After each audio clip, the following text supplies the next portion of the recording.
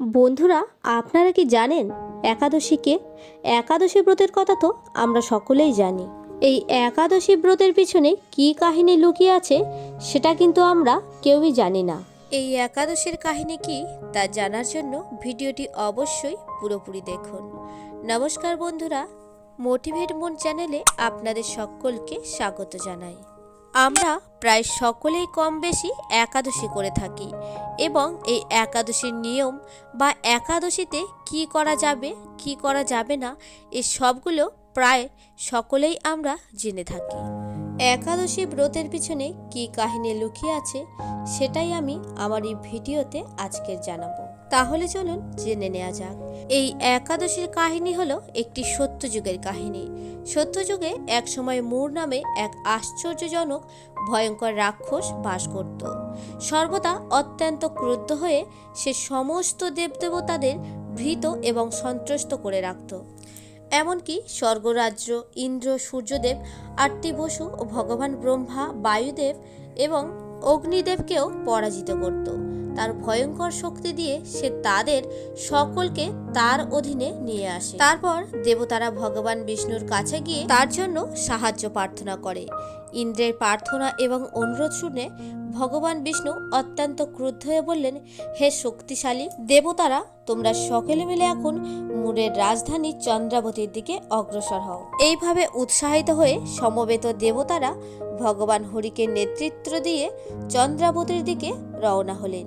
এরপর মোরের সৈন্য এবং দেবতাদের মধ্যে এক বিরাট যুদ্ধ হয়। ভগবানের হাতে হাজার হাজার রাক্ষস নিহত হয়। অবশেষে প্রধান দৈত্য মোর ভগবানের সাথে যুদ্ধ শুরু করে। প্রথমে অস্ত্র নিয়ে, তারপর খালি হাতে। ভগবান 1000 স্বর্গীয় বছর ধরে মুরের সাথে যুদ্ধ করেছিলেন। তারপর সস্ফুটই ক্লান্ত হয়ে দেবরিকা আশ্রমে যান তিনি বিশ্রামের জন্য। হিমাবতী নামে একটি খুব সুন্দর গুহায় প্রবেশ করেন। রাক্ষসটিও তার পিছনে পিছনে গুহায় প্রবেশ করে এবং তাকে ঘুমন্ত দেখে মনে মনে ভাবতে থাকে, আজ আমি এই সমস্ত রাক্ষসদের হত্যাকারী শ্রীহরিকে বধ করব। যখন দুষ্ট রাক্ষস মুর এইভাবে পরিকল্পনা করছিল, তখন ভগবান বিষ্ণুর দেহ থেকে এক যুবতীর আবির্ভাব ঘটে, যার গায়ের রং ছিল অত্যন্ত উজ্জ্বল। মুর দেখলেন তিনি বিভিন্ন উজ্জ্বল অস্ত্রে সজ্জিত এবং যুদ্ধের জন্য প্রস্তুত। সেই নারী কর্তৃক যুদ্ধের জন্য আহ্বান জানানোর পর মুর নিজেকে প্রস্তুত করলেন এবং তার সাথে যুদ্ধ করলেন। কিন্তু তিনি যখন দেখলেন যে তিনি তার সাথে অবিরাম যুদ্ধ করছেন, তখন তিনি খুবই অবাক হয়ে গেলেন। রাক্ষস রাজা তখন বললেন, এই রাগী ভয়ঙ্কর মেয়েটিকে কে সৃষ্টি করেছে, যে এত শক্তিশালীভাবে আমার সাথে লড়াই করছে, ঠিক যেন বজ্রপাত আমার উপরে পড়ছে। এই কথা বলার পর রাক্ষস মেয়েটির সাথে যুদ্ধ করতে থাকে। হঠাৎ সেই তেজস্বী দেবী মোরের সমস্ত অস্ত্র ভেঙে দেয় এবং এক নিমেষে তাকে তার রথ থেকে ছিনিয়ে নিলেন। সে খালি হাতে তাকে আক্রমণ করার জন্য তার দিকে ছুটে গেল, কিন্তু যখন সে তাকে তার দিকে আসতে দেখল, তখন সে ক্রোধে তার মাথা কেটে ফেলল। এইভাবে রাক্ষসটি তৎক্ষণাৎ মাটিতে পড়ে গেল এবং যমরাজের আবাসে চলে গেল। তারপর পরমেশ্বর জেগে উঠলেন এবং দেখলেন মৃত রাক্ষসটি তার সামনে এবং কন্যাটি হাত জোড়ো করে তাকে প্রণাম করছে। ভগবান মেয়েটির উপর সন্তুষ্ট হয়ে তার একটি বর দেওয়ার প্রস্তাব দিলেন।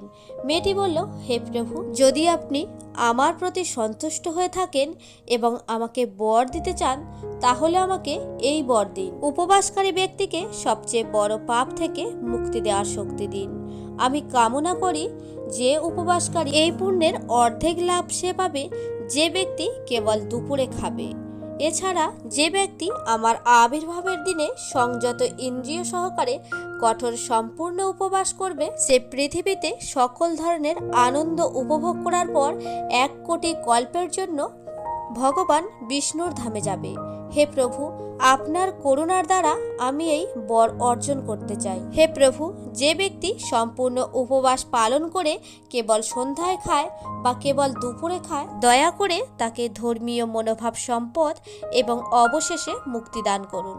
পরমেশ্বর ভগবান বললেন, হে পরম ধার্মিক নারী, তুমি যা প্রার্থনা করেছ তা আমি স্বীকার করছি। এই জগতে আমার সমস্ত ভক্তরা অবশ্যই তোমার দিনে উপবাস করবে এবং এইভাবে তারা ত্রিলোক বিখ্যাত হবে এবং অবশেষে আমার সাথে আমার ধামে থাকবে, কারণ তুমি আমার দিব্য শক্তি। অষ্টগামী অমাবস্যার একাদশ তিথিতে আবির্ভূত হয়েছ, তোমার নাম একাদশী হোক। যদি কেউ একাদশীতে উপবাস করে, আমি তার সমস্ত পাপ পুড়িয়ে ফেলব এবং তাকে আমার দিব্যধাম দান করব।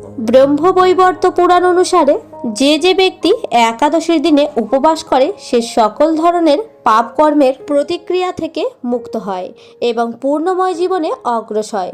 পদ্মপুরাণে বলা হয়েছে একাদশী পালন করা উচিত, বিশেষ করে কারণ কেউ যদি ছল চাতুরি করেও তাদের একাদশী পালন করে তবে তার সমস্ত পাপ মোচন হয় এবং সে খুব সহজেই পরম লক্ষ্য বৈকুণ্ঠধাম অর্জন করে। তখন দেবী একাদশী এই একাদশী ব্রতের উপবাস কিভাবে করতে হবে এবং সেই একাদশীর উপবাস কিভাবে ভাঙবে তার উপায়ও বলে দিয়েছেন।